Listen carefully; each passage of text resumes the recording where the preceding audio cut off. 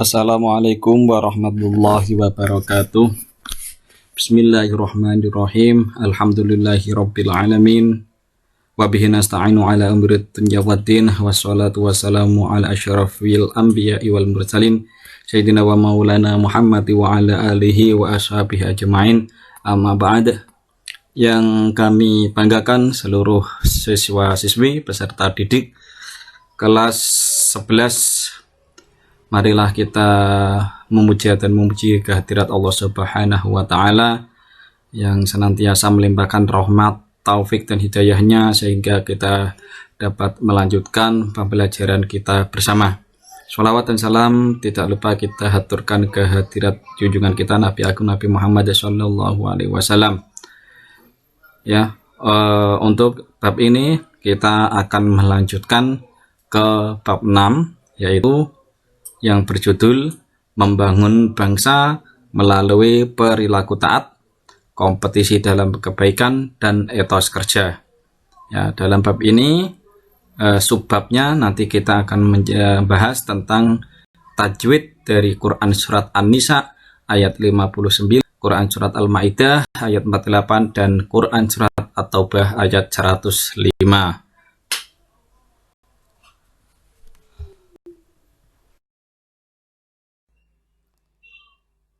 Tentang materi yang akan kita pelajari pada bab ini diantaranya yaitu ayat yang kita bahas yang pertama yaitu dalam kebaikan etos Quran dan etos kerja. An-Nisa, kemudian menganalisis perilaku ketaatan, ya, kompetisi dan etos saya kerja dengan doktrin agama. Untuk membaca Quran surat An-Nisa ayat 59 ini kompetisi sebelum kita bahas tajwidnya. Tak lupa pada bab ini nanti ada tugas kalian diminta untuk menghafal Quran surat Bismillahirrahmanirrahim sesuai dengan ya ayat yang akan kita bahas.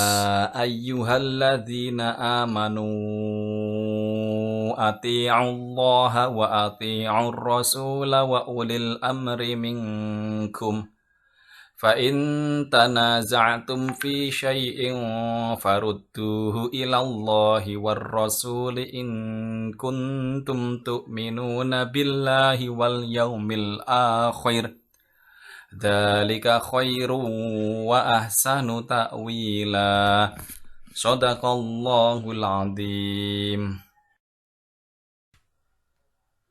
Untuk tajwid yang kita bisa bahas sebagian, yaitu diantaranya adalah pada kalimat ya ayyuhalladzina. Di situ terdapat hukum bacaan mad jaiz munfasil. Ya, kenapa? Karena ada mad asli bertemu alif di luar kalimat.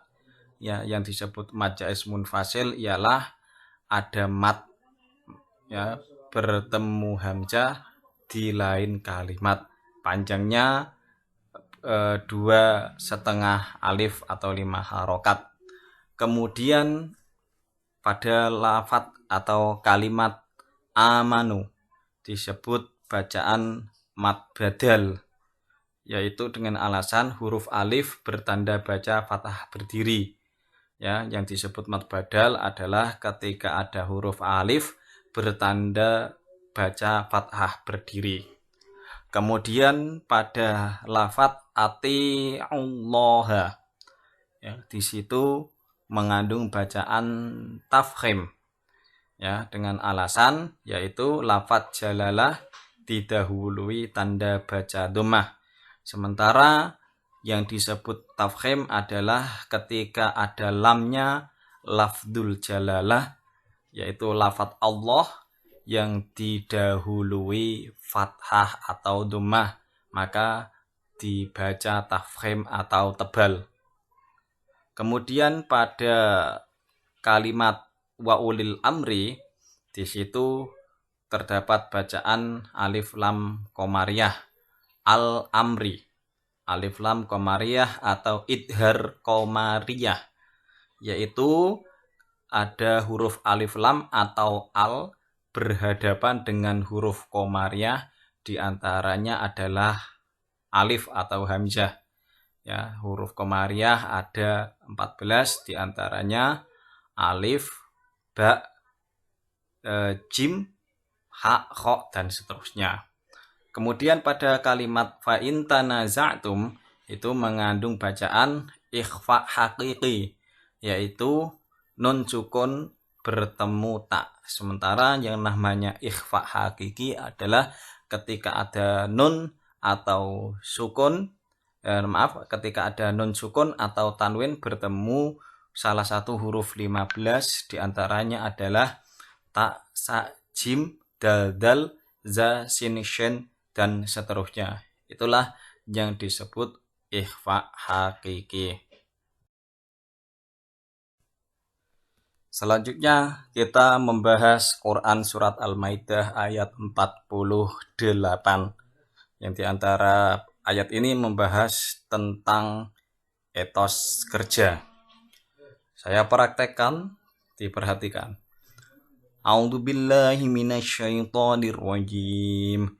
Bismillahirrahmanirrahim. Wa anzalna ilaikal kitaba bil haqqi musaddiqan lima baina yadayhi minal kitabi wa muhaiminan alaihi fahkum bainahum bima anzalallahu wa la tattabi' ahwa'ahum amma ja'aka minal haqq. Likullin ja'alna minkum syir'atan wa minhaja walau sya'allahu laja'alakum ummatan wahidatan walakin liyabluwakum fima atakum fastabiqul khairat ilallahi marji'ukum jami'an fayunabbi'ukum bima kuntum fihi takhtalifun. Shadaqallahul azim. Adapun hukum bacaan atau tajwid yang kita bisa bahas dari Quran Surat Al-Maidah ayat 48, diantaranya adalah pada kalimat likullin ja'alna. Di situ terdapat hukum bacaan ikhfa hakiki, yaitu dengan alasan adanya tanda baca kasrotain atau kasroh tanwain bertemu dengan huruf jim, yang mana tadi sudah kita bahas sedikit definisi tentang ikhfa hakiki. Kemudian pada lafadz minkum syir'ah, ya, di situ idhar syafawi, karena di situ ada mim sukun yang kemudian sebelahnya atau bertemu dengan huruf shin.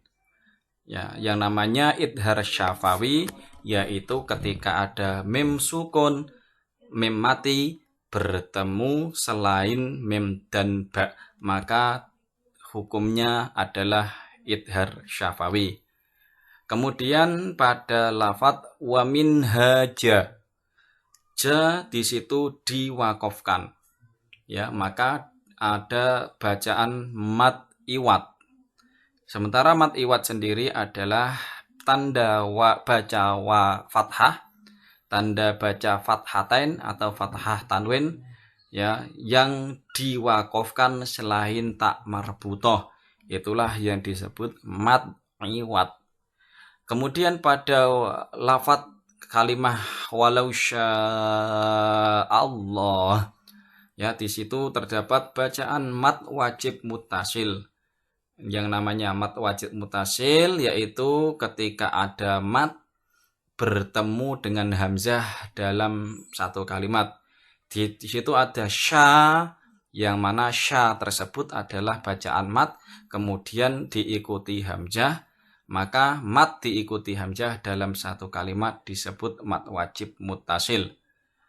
Kemudian pada lafadz ummatan wahidah, di situ terdapat bacaan idgham bi gunnah, ya, karena adanya tanwin bertemu wawu. Yang namanya idgham bi gunnah itu adalah ketika ada nun sukun atau tanwin bertemu dengan salah satu huruf 4, yaitu ya, nun, mim, wawu, maka disebut bacaan idgham bi gunnah.